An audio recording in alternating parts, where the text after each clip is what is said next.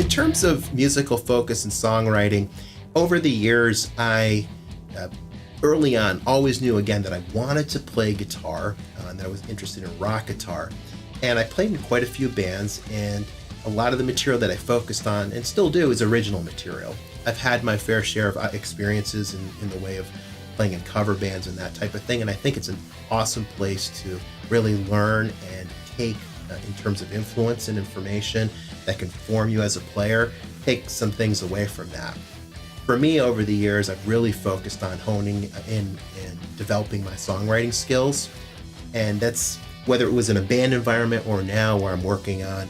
Had Soul Stealer as my first instrumental guitar record. I also have Mixed Signals now. That's what we're talking about today. And I have a couple others that are going to be in the works. That's actually probably another handful of albums after that.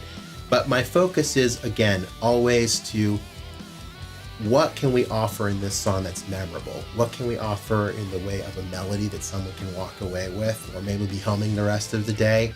And can we accentuate that song? And it's got to be a song. It can't just be chords and someone shredding over it.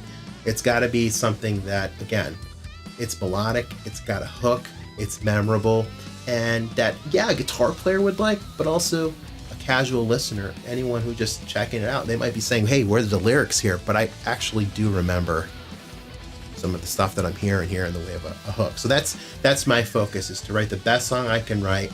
I think in terms of evolution as well, with the advent of recording with multi-track and so forth, which isn't really anything new, but I'm learning you can do a whole lot. So I always try to put in textures into my playing. I like to do a lot of inversions in my chords to make them a little more rich.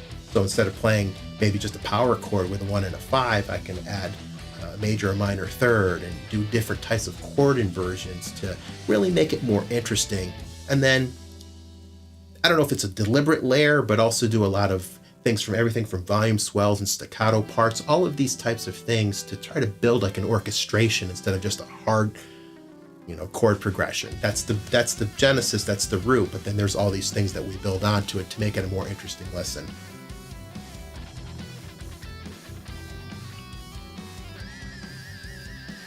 My approach and perspective on guitar playing has definitely changed over the years.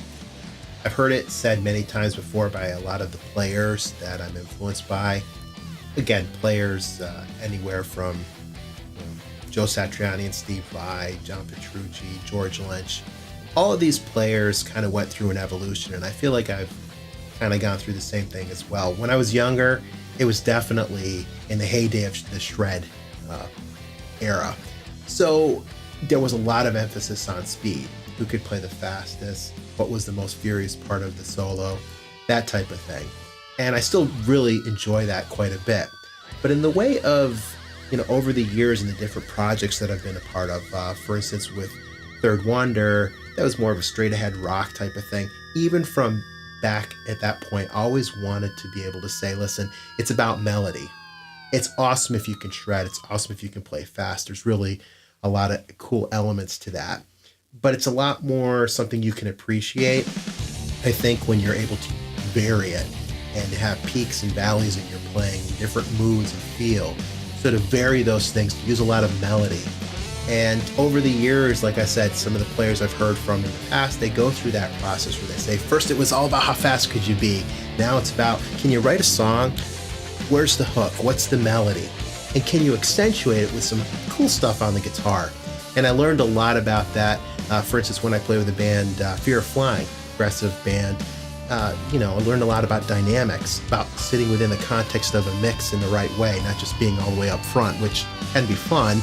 But again, what's the end product and how do you fit into the consistency or the chemistry of the band? So I've learned a lot about it. And to me, at this point, it's what kind of guitar player do I really want to be? And I want to be known as someone who do melody, who can have some fun and shred a little bit, and who can write a song that you're going to be able to remember. That's my perspective. Definitely check out Carm Grasso online. You can go to my website, carmgrassomusic.com, to learn a little bit more about me and some of the releases I've been involved in. And if you look up Carm Grasso, you're going to see my music listed on iTunes Amazon, CD Baby, basically all of the download sites, as well as on the streaming services. So please, whether it be Soul Stealer or in this case Mixed Signals, look up Carm Grasso and you can hear some of the different stuff I've done. I hope you like it, and check it out.